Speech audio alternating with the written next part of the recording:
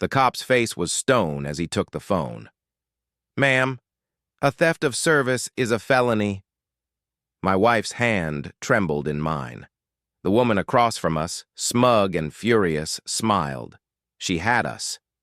Then my wife showed him the proof, a single, undeniable piece of evidence.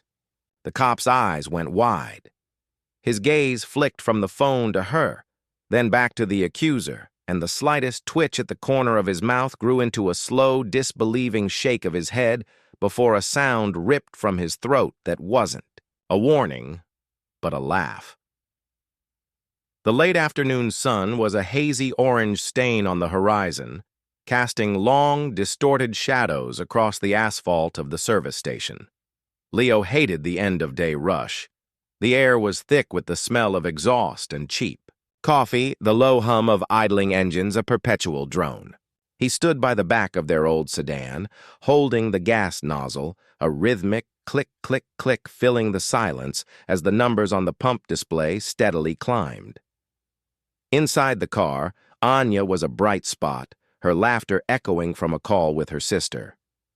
They had planned a quiet dinner, just the two of them, a rare and cherished moment in their chaotic lives.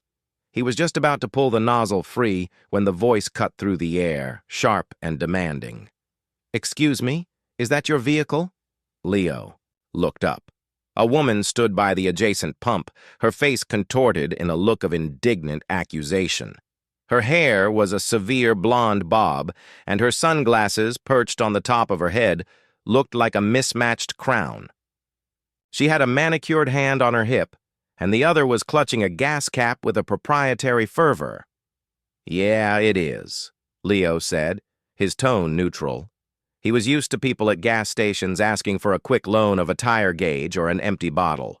"I was talking to her," the woman said, pointing a finger at the car window. Her gaze was fixed on Anya, who was still on her phone, oblivious. "The blue one? With the red sweater?" Anya noticed the staring and lowered her phone, a look of polite confusion on her face. She rolled down the window. "Can I help you?" "You," the woman said, her voice dripping with condescension. "You didn't pay for your gas." The words hung in the air, absurd and nonsensical. Leo felt his grip on the nozzle tighten. "What are you talking about?" he interjected, stepping forward. "We're literally still pumping." The woman's eyes, a cold, piercing blue, snapped to him. "Don't play dumb. I saw you. I was here first, and you just pulled up and started filling up from my pump. You thought I wasn't looking, didn't you? I prepaid for $30, and you just stole it." Anya's eyes went wide. "What? No, that's not what happened at all. We just paid inside. We have the receipt." "Oh, so now you're a liar and a thief," the woman sneered. She pulled a phone from her pocket, her thumb already hovering over the keypad. "You think you can get away with this? I'm calling the police." "I know a theft of service when I see one." Anya scrambled out of the car, her face pale. "Wait! There must be some mistake. We just paid. We can show you our receipt. Please, just calm down." "No," the woman said, her voice a low growl of manufactured rage. "I'm tired of people like you thinking you can take advantage of hard-working citizens. This is my money, my gas. You're going to be held accountable." Leo stepped between the two women, his body a shield. "Look, ma'am, this is a misunderstanding. We paid with our credit card. The pump is clearly running on our transaction." "The pump could be running on anything," she shot back, her voice rising to a frantic pitch. "You probably have some kind of a skimming device. I saw you looking around furtively." The ridiculousness of the accusation was staggering, but the woman's unhinged conviction was more alarming. A few other drivers at nearby pumps were starting to look over, their expressions a mix of curiosity and concern. Leo felt a knot of dread tighten in his stomach. This was no longer a simple dispute. It was a public spectacle, and this woman was fully committed to her narrative. "Just show her the receipt, honey," Leo said to Anya, trying to keep his own voice even. "We can clear this up in a second." Anya fumbled through her small purse, her fingers trembling. I know," It's in here somewhere. The woman's phone was already pressed to her ear. Yes, hello? I'm at the Chevron on Route 41. I'd like to report a theft. They just stole my gas. I saw them. It's a blue sedan. They're right here. Yes, the license plate is... She started rattling off their plate number, and Leo felt a cold wave of panic wash over him. This was really happening. They were being reported to the police for something so completely false and yet so serious in her mind. He felt a helpless rage building in his chest, a desperate need to protect Anya from this. Lunatic! He stepped closer to the woman. You're out of your mind, he said, the words slipping out of his mouth before he could stop them. This is insane. We did nothing wrong. Don't you dare call me names, she shrieked into the phone. They're getting aggressive now, please, hurry. They're trying to leave. Anya found the receipt and thrust it out, her hand shaking so badly the small slip of paper rustled like a dry leaf. Here, look, it says right here, paid by card ending in 4472, time stamped 5:10 p.m. The woman glanced at it dismissively. That's a fake. Anyone can print out a fake receipt. I'm not falling for that. Within minutes, the wail of sirens cut through the evening air, growing louder until a patrol car pulled into the gas station, its emergency lights painting the scene in alternating flashes of red and blue. The other drivers, who had been watching, from a distance, now stood frozen, their curiosity morphing into outright fascination. 2 police officers got out. One was a tall, stoic man with a no-nonsense expression. The other was younger, with a tired look in his eyes. The woman, suddenly, composed, hurried over to them. Officers! Thank you for coming, she said, her voice now a saccharine performance of a victim. They're trying to get away. They just stole my gas. The tall officer, his name tag reading Officer Reed, held up a calming hand. All right, ma'am. Let's just take a breath. Can you explain what happened? She launched into her practiced monologue, gesturing wildly at Leo and Anya. I prepaid for my gas, and I was just coming back out from the store and I saw her, the one in the red sweater, putting the nozzle in her car and filling up. They must have used some kind of device to switch the pump to their account. The younger officer, Officer Jenkins, walked over to the pump and squinted at the digital display. The numbers were still frozen at the transaction amount, a perfectly normal sight. Ma'am, it looks like a completed transaction on the display. Here, Officer Jenkins said, his voice flat. No, you don't understand, the woman insisted, her volume rising again. They're criminals. They stole from me. I have proof. The pump was still on my $30 total, and then they reset it and started their own transaction. Officer Reed turned his attention to Leo and Anya. His gaze was scrutinizing, assessing. Leo felt his throat tighten. This was a real threat now. They were standing here, suspected of a crime, because of this woman's delusion. We didn't do anything, officer, Anya said, her voice small and tight with fear. We paid for our gas. We have the receipt. Officer Reed held out his hand. Anya, her hands still shaking, placed the crumpled slip of paper into his palm. He unfolded it and scanned the details, his eyes moving quickly. He didn't betray any emotion. He just handed it back to her. The woman scoffed. I told you it's a fake. They're lying. Ma'am, do you have your receipt? Officer Jenkins asked her. I don't need a receipt. The pump was running on my money, she declared. Officer Reed's patience was visibly wearing thin. He turned back to the woman. Ma'am, can you confirm what pump number you were at? The security cameras here are very clear. If you prepaid, we can check the transaction history and the video to verify. A flicker of hesitation crossed her face. The smug certainty was replaced by a look of dawning terror. I don't remember the number. I just know it was this one. They must have swapped the pumps. Ma'am, you called 911 claiming a felony was committed. Officer, Reed said, his voice now a low, dangerous rumble. That's a serious accusation. These people are saying they have a receipt. What proof do you have? I have my phone, she blurted out, holding it up. I have a video. I saw them doing it. Leo's heart hammered against his ribs. A video? He didn't remember her filming anything, but with the way she had been acting, it was impossible to be sure. His mind raced, replaying the last few minutes, searching for any moment she could have captured. All right, let me see it, Officer Reed said, holding out his hand. The woman, her hand now trembling, reluctantly passed over her phone. The officer took it and began to play the short, shaky video. The footage was grainy, filmed from a distance. It showed Anya at the pump, talking on the phone, the gas flowing. There was no sound, just the visual. The camera panned slightly to the left, showing a wider view of the gas station. It captured a silver SUV pulling up to the adjacent pump. The one the woman was now claiming was hers. A second later, a woman got out of the SUV, a long, flowing braid down her back, and walked into the store. The officer stopped the video. He looked at the woman who had made the accusation, his expression unreadable. "Ma'am, is this you?" he asked, pointing to the woman in the video with the long braid. A nervous, defiant look crossed her face. "Yes, that's me." He scrolled back to the beginning of the video and played it again, then stopped it. He then scrolled to the very end. The screen was black. He flipped the phone. Oh!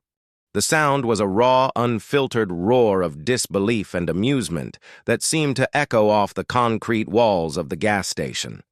Officer Reed's shoulders shook with it, a deep, chest-heaving sound that was entirely out of place for his grim, stone-faced demeanor. He was laughing not just at the situation, but at the sheer, unbridled absurdity of it. The woman who had accused Anya and Leo of theft stood frozen, her face a mask of furious, mortified denial. Her cold blue eyes, which had held so much smug conviction just moments before, now darted between the officer's convulsing frame and Leo and Anya, her bravado completely evaporated. "Ma'am," Officer Reed finally managed, wiping a tear from the corner of his eye. His voice was still thick with suppressed laughter.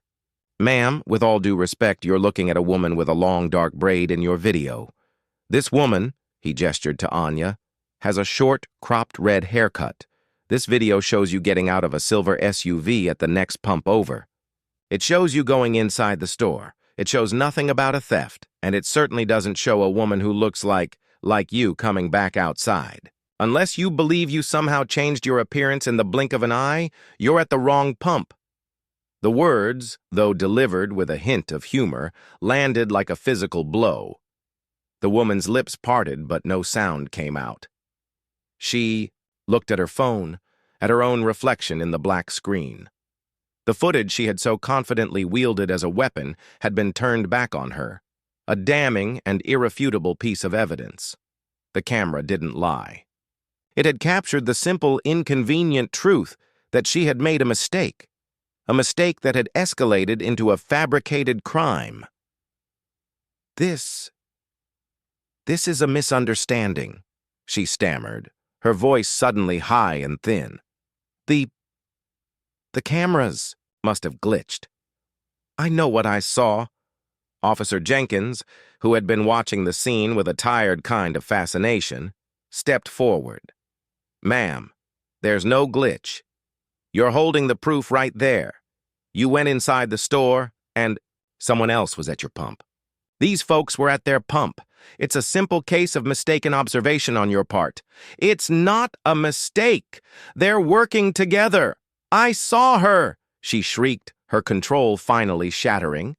She lunged at Anya, a new, irrational rage replacing her humiliation. You're a liar! You did this!" Leo reacted instantly, stepping in front of Anya again, his body a solid barrier. "Don't you touch her!" he growled, the calm he had held on to for so long finally breaking. Officer Reed was faster. He grabbed the woman's arm with a firm, professional grip. "Ma'am, that's enough! You called 911 on these people, and now you're assaulting them. You have two options here. You can drop this, apologize for your mistake, and go on your way, or I can write you up for a false police report and disorderly conduct. What's it going to be?" The woman's chest heaved with a combination of fury and fear. Her eyes, wide and wild, flickered between the two officers, the stern warning in their eyes, and Leo and Anya, who stood together, a silent unit of defiance. She knew she had lost. The public spectacle she had created for them had turned back on her, an act of justice that was both instant and karmic. The quiet hum of the gas station was suddenly punctuated by a symphony of car doors slamming shut and engines starting up as the audience, now bored with the lack of drama, began to disperse. "I'm not apologizing to them," she spat, the venom returning to her voice. "You two are in on it. You're protecting them. I'm going to report you. I'm going to get your badges. You'll see. You'll both regret this." With a final, withering glare at Leo and Anya, she yanked her arm out of the officer's grasp, retrieved her gas cap from the pump, and stormed off to her silver SUV, the slam of the car door a final exclamation point on her defeat. She peeled out of the lot, a screech of tires the last sound they heard from her. Officer Reed shook his head again, a wry smile on his face. "Some people just can't admit they're wrong," he said, his voice back to its normal, no-nonsense register. "I'm sorry you two had to go through that. You have a good night." He gave a slight nod and walked back to the patrol car with Officer Jenkins. The red and blue lights vanished, leaving the gas station feeling eerily quiet and still. Leo and Anya stood there for a long moment, the adrenaline slowly seeping out of them, leaving behind a profound sense of exhaustion. Anya leaned against him, her body trembling. That was insane," she whispered. "I know," he said, pulling her into a tight hug. He pressed his face into her hair, breathing in her familiar scent, trying to shake the lingering feeling of dread. The moment of relief was real. But it was tainted. They had been accused, publicly humiliated, and threatened, all because of a woman's baseless anger. The innocence of their evening, the quiet dinner they had planned, was gone. "I can't believe she called the police," Anya said, her voice still shaky. "And I can't believe she had a video." "And it was the thing that saved us," Leo said, a bitter laugh escaping him. The ultimate irony. Her own proof was the proof of her lie. They finished filling up the tank in silence, their movements mechanical. The joy of their simple evening out had been stolen, replaced by a lingering sense of unease. As they pulled out of the gas station, Leo found himself compulsively checking his rearview mirror, convinced he would see the silver SUV following them. It wasn't, of course, but the feeling of being watched, of being unjustly targeted, was still there, a cold weight in the pit of his stomach. They drove home in silence, a heavy quiet between them. The conversation they were supposed to have was now a million miles away, replaced by the ghost of the confrontation. When they got to their small suburban house, they went through the motions of their evening routine, but the rhythm was off. The dinner was tasteless. The quiet was unsettling. "You think she'll do anything?" Anya asked later, curled up next to him on the couch. Her voice was barely a whisper. "She said she would. She said she'd get us." Leo stroked her hair, trying to project a confidence he didn't feel. "She was just lashing out. She was humiliated. She's probably at home right now screaming into a pillow. It's over, honey. The police know she was lying. She has no power." He believed his own words, mostly. He had to. The alternative was too terrifying to consider. A deranged stranger now had their license plate number, and in this digital age, that was a key to a lot of information, but he pushed the thought away. It was a random act of a crazy person. It was over. 2 days passed in a quiet, fragile peace. The memory of the gas station faded into the background, a bizarre and slightly comical story they could tell their friends. Leo and Anya went back to their normal lives, to their jobs, to the comfortable rhythm of their daily existence. The world, it seemed, had righted itself. Then, the package arrived. It was a small, unassuming brown box sitting on their welcome mat. There was no name on the label, just their address typed neatly. Leo picked it up, a strange sense of unease washing over him.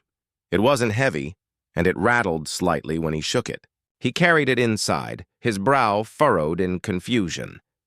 "Who do you think this is from?" Anya asked, taking a sip of her coffee. "I have no idea," he said, pulling at the tape. The tape came loose with a single sharp tear, and the top of the box opened. Inside, nestled in a layer of crinkled brown paper, was a single silver gas cap. Anya's mug clattered against the counter. A gasp escaped her lips, and her hand flew to her mouth. The gas cap was pristine, shiny, and new. Attached to it with a piece of string was a small, folded note. Leo's hands, which had been so steady at the gas station, now shook as he unfolded the note. The handwriting was a sharp, angular scrawl, each letter a precise, angry jab. It was short. "You may have won the last round, but this is a different game. This is just the beginning. I always get what's mine. Victoria Sterling." The name, Victoria Sterling, resonated like a stone dropped in a well. It was a name they hadn't heard before, yet it felt intimately tied to the cold blue eyes and the severe blonde bob. It wasn't a random act of rage. This woman had a name. She had a purpose. She had found them. Leo's gaze fell to the gas cap in the box, then to the note. The gas cap. He remembered the woman at the gas station clutching a gas cap with a proprietary fervor, a symbol of what she believed was hers. Now here it was in their house, a twisted souvenir of her hatred. Anya walked over and read the note over his shoulder. "Oh my God," she whispered, her voice a thin thread of sound. "She found us." The quiet peace of the last 2 days shattered. The memory of the laugh at the gas station, a moment of sweet vindication, now felt like a cruel joke. That had been the end of a public spectacle. This was the beginning of a private war. The game had just changed, and Victoria Sterling had made it clear that she was not just a passing stranger. She was a vengeful force, and she was coming for them. The package sat on the dining room table, a small, unassuming monument to their shattered peace. Its contents, a shiny new gas cap and a note scrawled in an angry, angular hand, had sucked all the air out of their home. Leo stood over it, a hand on his wife's trembling shoulder. The name, Victoria Sterling, was a brand, burned into the back of his mind. It wasn't just a random act of a disgruntled stranger. It was a targeted, deliberate attack. The game had a name and a player, and she had just made her first move on their home turf. "We have to go to the police," Leo said, his voice low and tight. He pulled out his phone, his thumb hovering over the dial pad. Anya shook her head, pulling away. "No, don't you see? That's what she wants. She wants to bait us. She's crazy, Leo. She thinks she's in some kind of game, and if we bring the police into it, we'll just be giving her another pawn to play with." Her eyes, wide and filled, with fear, pleaded with him to understand. "She found our address, our home. How did she do that? She's not just some random woman, she's a hunter." The word hung in the air, chilling them both. The police had their license plate number, but that wasn't public information. How had she connected a vehicle to a residential address? The possibilities were endless and terrifying. Leo's mind raced through them. A friend in the DMV, a private investigator, some obscure online database. Each scenario was more unsettling than the last. He looked at the gas cap, a symbol of her twisted victory. A trophy. "We can't just do nothing," Leo insisted, his voice rising in frustration. "She knows where we live, Anya. She sent us a trophy. What's next? What is she going to do next?" The next day, the what came in a form so subtle and insidious it took them a moment to realize what was happening. Leo was on a video call for work when his landline, a device they rarely used, rang. The number was blocked. He ignored it. It rang again and again. The calls came every 20 minutes, each one a sharp, insistent jolt of anxiety. When he finally answered, a wave of static and then a slow, heavy exhale filled the line. There was no voice, no message, just the cold, impersonal sound of someone breathing, listening. Leo's blood ran cold. He slammed the phone back down. He raced to the window, peering out between the blinds. A car, a silver SUV, was parked 2 houses down. It was different from Victoria Sterling's, a different make and model, but the color sent a jolt of panic through him. He watched it for 5 long minutes. The engine wasn't running. No one was inside. It was just there, a silent, silver ghost. A few minutes later, it pulled away. But the damage was done. They were now living in a state of hypervigilance. The air in their house, once a sanctuary of peace and love, became thick with unspoken tension. Every creak of the floorboards, every shadow on the wall, every distant car alarm sent a jolt of fear through them. Their comfortable rhythm was gone, replaced by a constant, low-grade hum of paranoia. Leo found himself installing a makeshift security system, buying motion-activated cameras and smart lights, each click of the purchase a frantic attempt to regain control. One evening, Anya came home to find a small, handwritten note tucked under their doormat. It was a single sentence written in the same sharp scrawl as the first note. "I see you've redecorated. Smart." She burst into tears, the note crumpling in her shaking hand. The word redecorated was clearly a reference to the security cameras he had just installed. She was watching them. She was always watching them. That night, their anxiety boiled over into a full-blown fight. "This is all your fault!" Anya cried, the words filled with a bitter, raw frustration. "I told you we shouldn't get into it with her. You had to confront her, and now look, we have a psychopath stalking us." Leo stared at her, wounded. "My fault? I was defending you. I was standing up to a lunatic who was trying to get you arrested for a crime you didn't commit. What was I supposed to do? Just let her do it? We should have just shown the officers the receipt and been done with it," she sobbed. "You escalated it. You called her out. Now we're in her game." The words hit him like a physical blow. He felt the sting of her accusation, the injustice of it. He had acted to protect her, to stand up for their truth, and now they were both paying the price. He turned and walked out of the room, the fight draining all the energy from him. The silence that followed was a physical presence, heavier than the tension that had preceded it. They were no longer a unified front against an outside threat. The threat had now wedged itself between them, a splinter in their relationship. After a long hour of sitting in the dark, Leo finally returned to the living room.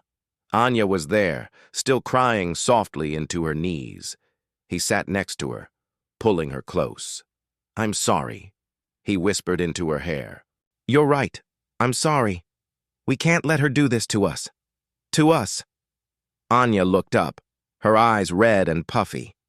"What are we going to do, Leo? We can't live like this." He took a deep breath. "You're right. We can't. We're not going to let her win. She gave us her name. We're going to use it. We're going to find out everything we can about Victoria Sterling. We'll fight back, but not on her terms, on ours."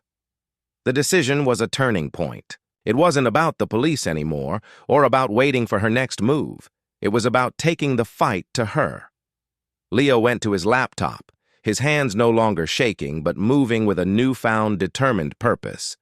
He typed the name Victoria Sterling into the search bar.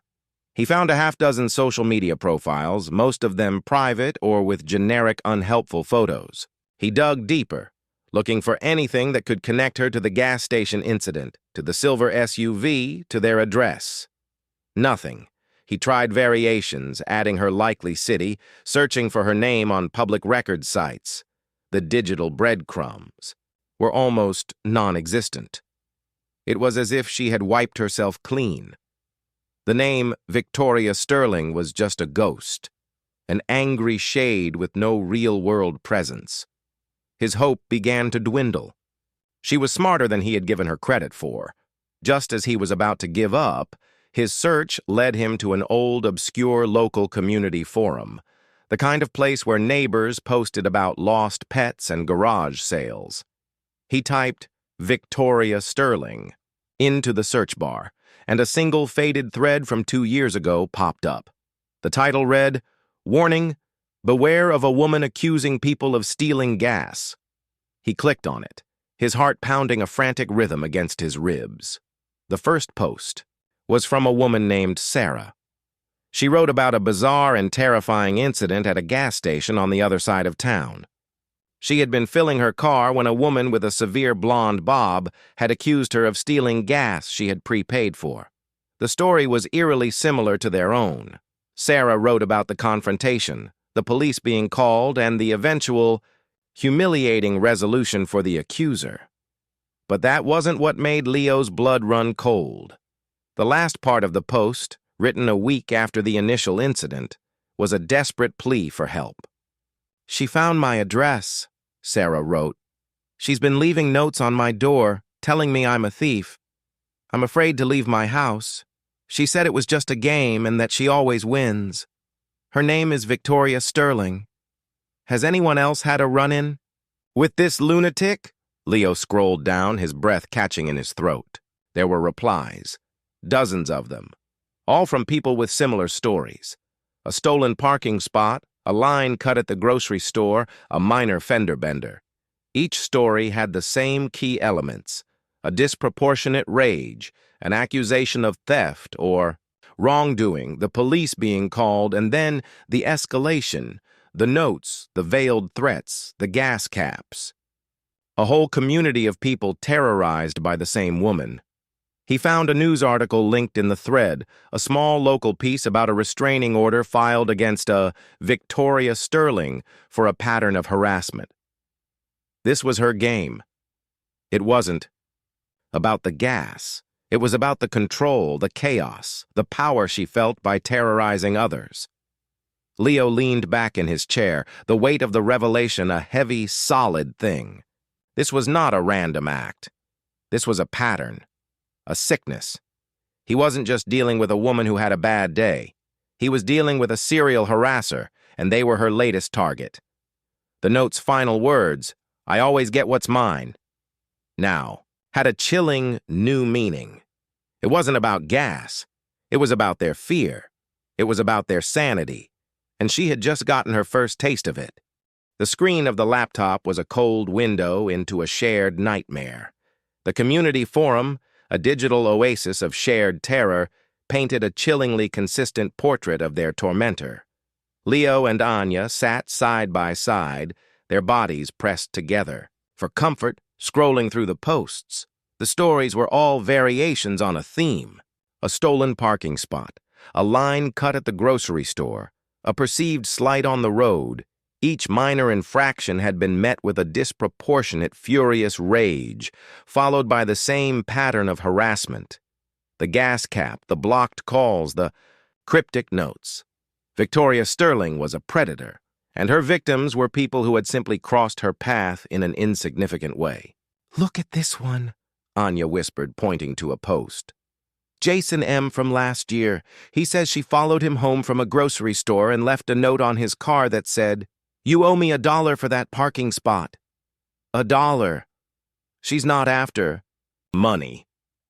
She's after the fear." Leo's hands, which had been flying across the keyboard with manic purpose, now stilled. The revelation was a gut punch. They had been trying to understand a logic that didn't exist. She wasn't rational. She wasn't driven by greed or a simple sense of justice. She was driven by a need for control, a desire to terrorize and dominate. The notes, the phone calls, the gas cap, they were not threats. They were a performance. A game where she was the only one who knew the rules. "I was so angry at you," Anya said, her voice raw with a sudden, painful honesty. I thought you had made this happen by engaging her, but you were just doing what any decent person would do. This isn't about us. It's about her." Leo squeezed her hand.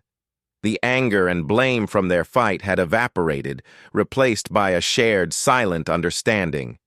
The external threat had been strong enough to fracture them, but this new knowledge, this glimpse into the true nature of their enemy, was reuniting them. They were no longer fighting each other. They were a team again, a united front against a common enemy. They spent the next several hours a blur of frantic research, their fingers flying across the keyboards, a shared plate of untouched takeout on the table between them. They cross-referenced names and dates, building a timeline of Victoria Sterling's reign of terror. They found news articles about her getting a restraining order, police reports filed against her that went nowhere, and a dozen more posts from victims who had gone through the same cycle of fear, isolation, and defeat. One post, from a woman named Chloe, stood out. It was a long, detailed account of her battle with Victoria. Chloe had been a victim of the same gas station incident a year prior. Her post was a roadmap of despair, detailing how Victoria's harassment had cost her a job, her peace of mind, and nearly her marriage. But at the very end of the thread, a small, hopeful update appeared. It was Chloe, a few months later. Her post was titled, "I didn't just win, I broke her." Leo clicked the link, his heart pounding. The post was a revelation. Chloe hadn't beaten Victoria with legal means. She had beaten her with something else. She had found Victoria's weakness, her one vulnerability.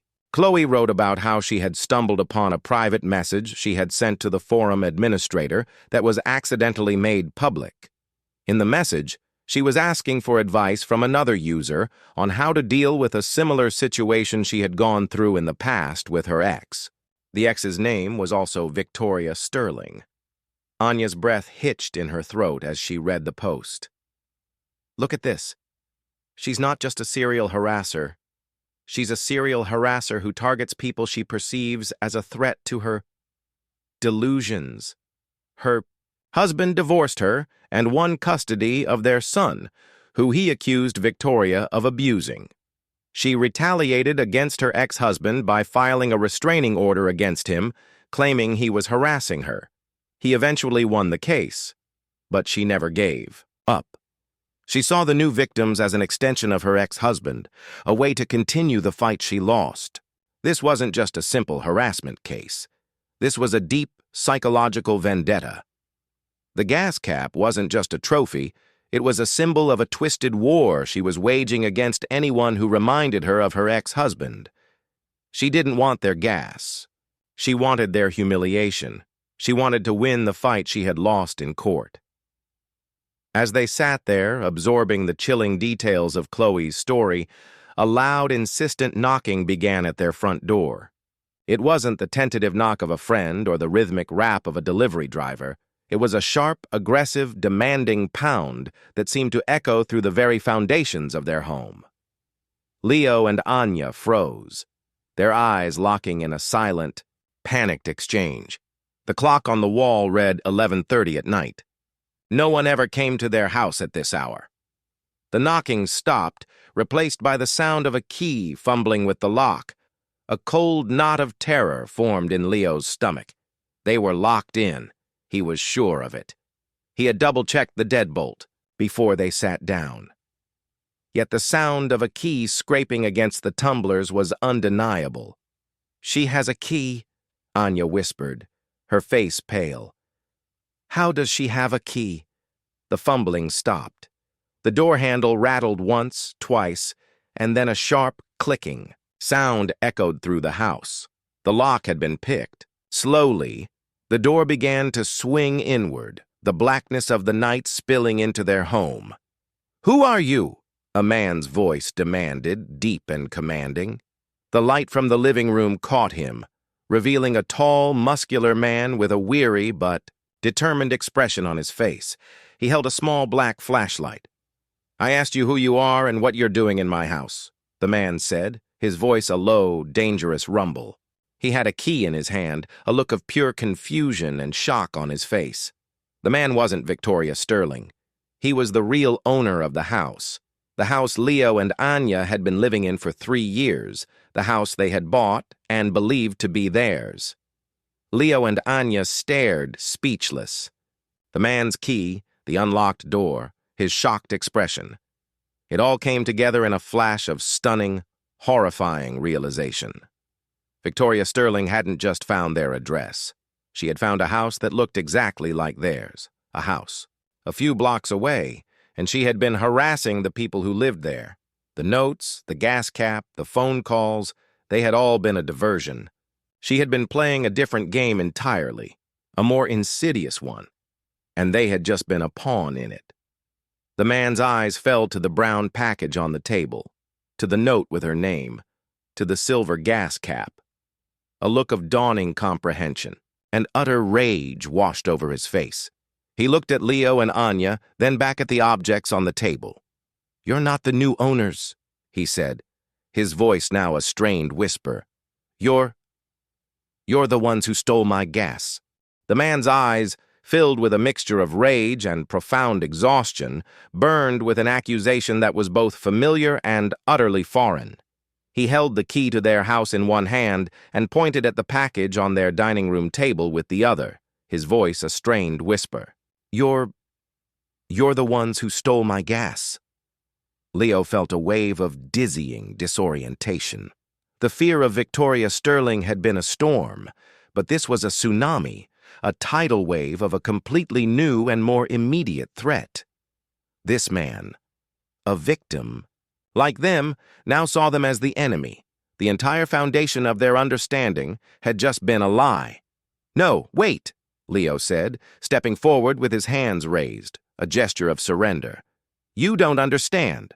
We're not the ones harassing you. We're the victims, just like you are. She sent that to us. Victoria Sterling sent that to us." The man, who was tall and solidly built, took a step back, his disbelief warring with the cold, hard reality of the package on the table. He glanced from the gas cap to the note, his face a mask of confusion. "The gas cap? She left one on my car. She left a dozen notes. She's been calling me for weeks. This is all her doing. And now you're here in my house with her proof. You're in on it with her, aren't you? You're part of her little game."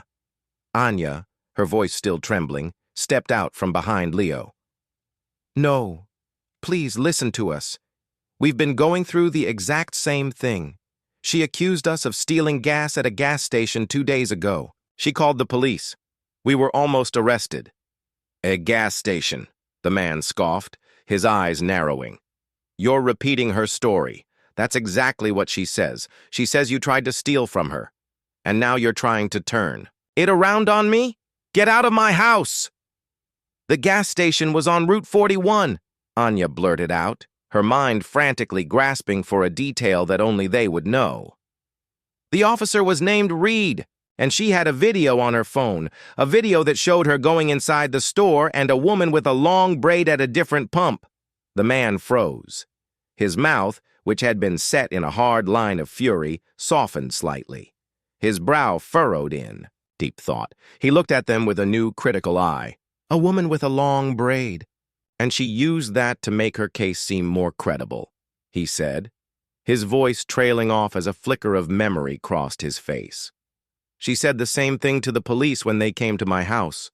She said they were in on it with me, and she had a photo of me, a grainy photo, and she said I'd been at a gas station with a woman who wasn't my wife." The terrifying misunderstanding was now an open wound, bleeding a new and horrible truth. Victoria Sterling hadn't just been harassing one house. She had been harassing two, pitting one set of victims against another. It was a twisted, elaborate, and brilliant game of psychological warfare. "My name is David," the man said, his voice now a low, weary rumble. He lowered the flashlight, the beam illuminating a dusty patch of floor. "My wife and I bought this house 6 months ago. We found a note on the door 2 weeks ago. It was the first one. It said, "I see you've moved in. You owe me for that parking spot." It made no sense. Then came the phone calls. The gas cap. She left it in our mailbox last night. He was a mirror image of them. He had a wife, a normal life, and an unshakable feeling of being targeted. A small, crumpled piece of paper now lay on the floor near his feet, a note that Anya must have dropped. He bent down and picked it up. He smoothed it out and read the single chilling sentence. "I see you've redecorated." Smart. He looked at the half-installed security cameras Leo had set up, a look of dawning horror on his face. This wasn't their note. It was his. She had delivered it to the wrong house. "This is our note," David said, his voice thick with a strange mixture of disbelief and fear. "She made a mistake, a geographical mistake. She meant to drop this here.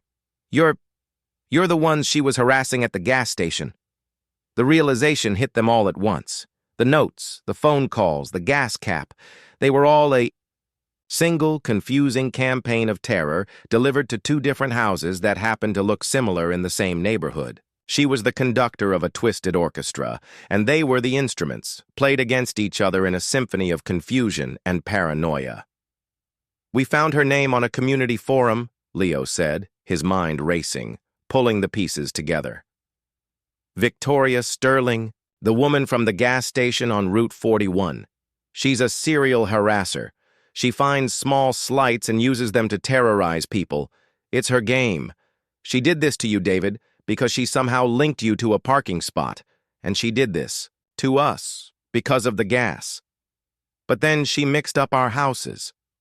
David listened, his expression evolving from rage to stunned comprehension. He had spent weeks in a state of confused terror, thinking he was the only one being targeted. To learn he was part of a pattern, a small piece in a larger, more deranged puzzle, was both terrifying and a strange kind of relief. "We found a post from a woman named Chloe," Anya added, her voice stronger now, a new purpose in her words. "She said Victoria's ex-husband's name was David. He divorced her and won custody of their son. Victoria Sterling is not just harassing people, she's seeing her ex-husband in all of them. She's fighting the battles she lost in court." The revelation hung in the air, a silent bomb. David's face went white. He had just heard his own name, a name so intimately tied to his own life, a name that could have been plucked from anywhere, but was instead an intimate part of Victoria's twisted vendetta. He now knew why he was a target. The gas caps, the phone calls, the notes, they were not just random acts of harassment. They were a bizarre theatrical reenactment of a personal war. The woman he had been defending himself against was now a pawn in a battle she didn't even know she was fighting. "We have to go to the police," David said, his voice raw with a new icy determination. "Not just with a gas cap. We have a name. We have a pattern. We have other victims. We have proof that she's a predator. We'll show them all of this. We have to stop her." The three of them sat down at the dining room table, the gas cap and the note a stark reminder of their shared torment. They worked through the night, a new, strange team forged in the crucible of shared fear. David showed them the notes he had received, the timestamps on the blocked calls, the photos he had taken of her car parked down the street from his house. They pieced together a timeline, a complete picture of her campaign of terror. They were no longer just a random couple and a random man. They were a unified force, armed with a complete and undeniable narrative. By morning, they had a meticulously organized binder of evidence, printouts of the community forum threads, a list of the phone calls, photos of the notes and the gas caps. They had it all. They were ready to go to the police, not as bewildered victims, but as an informed, coherent group demanding action. As the sun began to rise, Leo walked to the front door to check for any new packages. He half expected to see a new note, a fresh taunt. The mail was already there, a neat stack of bills and flyers. But on top of the stack, there was a small white envelope. It wasn't addressed to Leo or Anya. It was addressed to David and his wife at David's address. Leo hesitated, a cold dread washing over him. It was a letter that was meant for their house, not this one. He carefully opened it, his fingers fumbling with the seal. Inside there was no note, no taunt, just a single photograph. It was a photo of a young boy, no older than 6, playing in a sandbox. His face was obscured by a large, blurry, smiley face drawn in black marker. But behind him, in the background, was an unmistakable sign. The sign for a local children's park, the one where Leo had taken his nephew a week before. A park they had hoped to take their own child to one day. Anya walked over and looked at the photo, her hand flying to her mouth. The look in her eyes was no longer fear. It was pure, unadulterated terror. The note from the gas station, the notes, the gas caps, all of it had been a game of psychological torment. But this was different. This wasn't about gas. It wasn't about a car. It wasn't a diversion. This was about their future. This was about something she had no right to know about. David, peering over her shoulder, saw the photo and the marker-drawn smiley face. The blood drained from his face. That's my son," he whispered, his voice shaking with a terrifying, gut-wrenching realization. "The smiley face. She always draws a smiley face on her ex-husband's face in the pictures she sends him. She said it was for his happiness. She said she'd never let him be happy. She didn't make a mistake. She knew. She was sending a message. She wasn't just playing a game, she was playing for keeps.